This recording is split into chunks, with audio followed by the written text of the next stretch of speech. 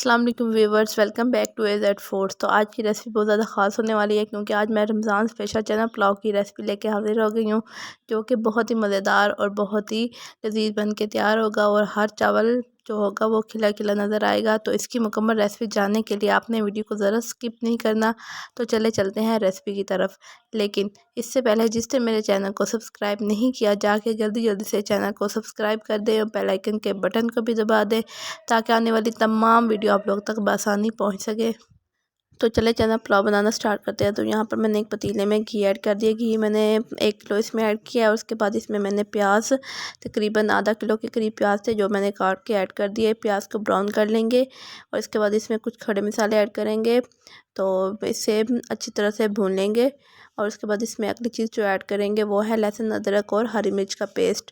تو اس کے پیسٹ کو بھی ہم اچھی طرح سے فرائی کر لیں گے تقریباً 2 سے 3 منٹ کے لیے۔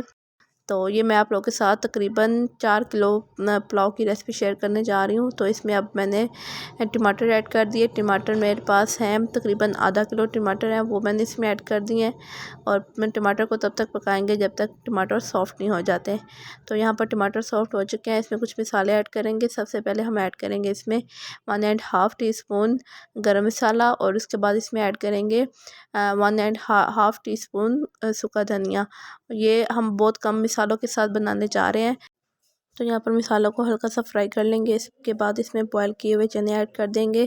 چنوں کو میں نے رات بھر کے لیے بھگو دیا تھا، اس کے بعد اسے میں پریشر میں 10 منٹ کے لیے گلا لیا تھا۔ آپ نے چنوں کو زیادہ نہیں گلا لینا۔ تو یہاں پر ہم چنوں کو مکس کر لیں گے۔ تو یہاں پر میں آپ کو بتا دوں کہ میں نے 1 کلو چنے لیے تھے۔ تو اس میں اب مسالے ایڈ کریں گے۔ مسالوں میں 2 ٹیبل اسپون کٹی ہوئی لال مرچ اور اس کے بعد تقریباً 6 سے 7 ٹیبل اسپون اس میں نمک کے ایڈ کر دیں گے۔ تو نمک آپ اپنے حساب سے کم یا زیادہ کر سکتے ہیں۔ تو نمک ابھی اور بھی اس میں ڈلے گا، یہ ابھی مسالے کے حساب سے میں نے اس میں نمک ایڈ کیا ہے۔ اب ان چیزوں کو مکس کر لیں گے۔ اب آپ نے اس میں زیادہ مسالے ایڈ نہیں کرنے، یہ بہت ہی کم مسالوں سے بنانا ہے۔ تو یہاں پر یہ دیکھ سکتے ہیں کہ مسالہ بھون چکا ہے، اب اس میں پانی ایڈ کر دیں گے۔ تو یہاں پر 4 کلو میرے پاس چاول تھے، تو میں اس میں 8 کلو پانی ایڈ کر دوں گی، کیونکہ میرے پاس جو چاول ہیں وہ ہیں پکی بناسپتی کے، تو اس لیے ہم اس میں جتنے چاول ہیں اس کا ڈبل ہم اس میں پانی ایڈ کریں گے۔ تو یہ دیکھیں یہاں پر ہم اسے اچھی طرح سے ہلا لیں گے۔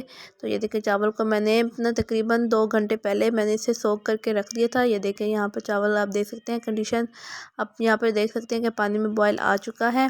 اب اس میں نمک ایڈ کر دیں گے، نمک آپ اپنے ٹیسٹ کے حساب سے ہی ایڈ کریں گے۔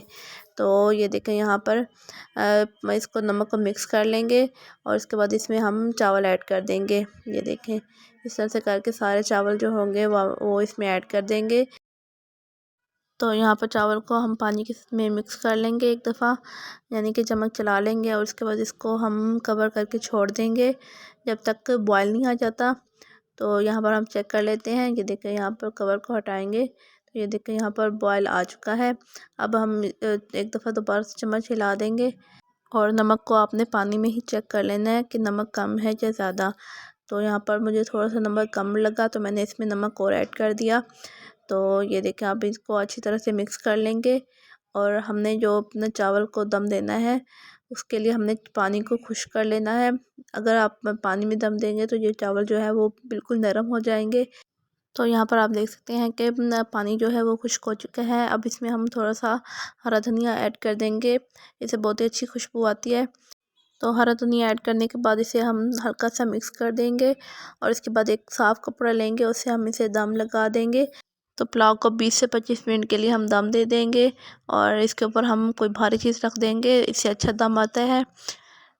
تو یہاں پر دم آ چکا ہے، اب ہم اس کو کور ہٹا کے چیک کر لیتے ہیں۔ تو یہ دیکھیں ماشاءاللہ سے بہت ہی پیارے چاول کھلے کھلے بنے ہیں اور بہت ہی پیاری خوشبو آ رہی تھی۔ تو آپ دیکھیں اس کو میں ہلا کے دیکھتے ہیں، یہ دیکھیں ماشاءاللہ سے کتنے کھلے کھلے چاول بنے ہیں۔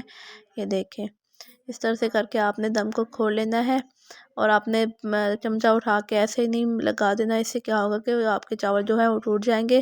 آپ نے اس طرح سے ہلکے ہلکے ہاتھوں سے چمچ کو ہلانا ہے۔